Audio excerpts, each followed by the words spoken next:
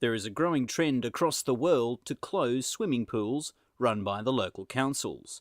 While the pools are just a local drop in the ocean, the community response seems to be global and universal.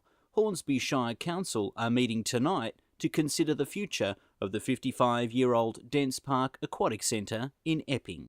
Action group Save Epping Pool has swung into action in northwest Sydney to discourage the Hornsby Shire Council from closing their pool. Save Epping Pool coordinator Karen Mitchie believes that closure of the pool will affect the local school children. One of the biggest impacts that the closure will have is that the local schools will have nowhere to hold their swimming carnivals. My children go to North Epping Public School and Epping Boys High School. Both schools use Epping Pool for their swimming carnivals, their learn to swim programs, their water polo training, and they're only two of many schools in the local area. Residents are keen for the Dents Park Aquatic Centre to reopen after the winter break the way it always has for the last 55 years. We really want them to reopen it at the end of winter until they've got a better plan. We really want them to reopen the pool until a plan for refurbishing, redeveloping, revitalising the site has been proposed and consulted basically with the community. Closure would force Epping residents to drive to the Hornsby Aquatic and Leisure Centre 17 minutes away just to go for a swim. Senior citizens could face an extra $4 per day in petrol or walk 12 kilometres to get to their rehabilitation or fitness class if they don't have their own transport. Hornsby Shire Councillor Nick Berman said there is a good rail service to Hornsby from Epping. This is one of the many things that needs to be considered, by council in working out whether the right decision is to close Epping Pool or to invest the money in, restoring Epping Pool. Young children may have to give up swimming lessons if parents don't have a car, placing swimming safety skills at risk. The other impact that it will have is that parents are expected to travel 30 minutes to Hornsby Pool to get their children taught how to swim. It's just ludicrous. It has been reported by the council that the pool at Epping has been making a loss of $300,000 a year due to low attendance numbers. Out of the 57,000 private dwellings in the Hornsby Shire, up to 8,400 houses have their own pool. Karen Mitchie from Save Epping Pool said there are reasons for this. I'm one of those households that has our own swimming pool, but somebody from my household is at Epping Pool just about every day of the week during summer, doing squad training, doing recreational fitness and training for swimming carnivals and water polos. So just because we have our own pools doesn't mean that we don't use Olympic-sized pools for fitness. Save Epping Pool has proposed new business solutions to help the Dents Park facility become more profitable.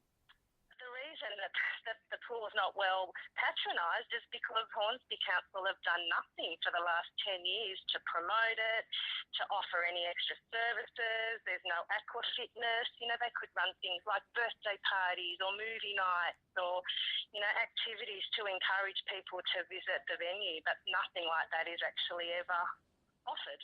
There has been talk that it does not comply with the disabled access requirements, forcing residents with needs to ring ahead and organise entry via a back door.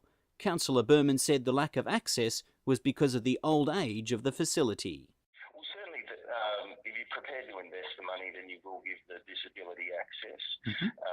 Certainly, Hornsby Aquatic Centre didn't have the disability access until it was, fixed up recently, part of the redevelopment of that pool. So, I'm prepared to say that just about no pool built in that era have had disability access. So I don't think Epping Pool is on its own. The leaking pool cannot be salvaged, but Councillor Berman believes replacing the pool on the site should not be ruled out. If people are prepared to pay the money, anything's possible, but I'd like to think that fixing up the current pool in its current condition, in its current position, is a better alternative than actually demolishing the pool and rebuilding, but the far more expensive option to consider. And I think that everything possible should be done to fix up the pool where it is and get further life out of that infrastructure. Save Epping Pool are also keen to save money in the process too. I guess we would like to have due diligence applied to the decision though, and have the option of repairing the pool explored, because if it costs $2 million to replace the pool and only, $300,000 to repair it, then it makes sense you could repair it. The Hornsby Shire Council meets tonight to discuss the future of this historic piece of infrastructure. However, there could be a slight delay. Well, we've just heard from one of the councillors that they're proposing to delay debate on the issue for another month. I guess that we're still not. We still want the pool to be. We still want Hornsby Council to agree to reopen the pool next summer until they have got plans on the table for its revitalisation. Now we're starting to hear something different from the community, and certainly closing Epping Pool should be a last resort. It shouldn't be a first resort. The discussions continue tonight at the Hornsby Shire Council. Darren McErlain, 2SERFM, Sydney.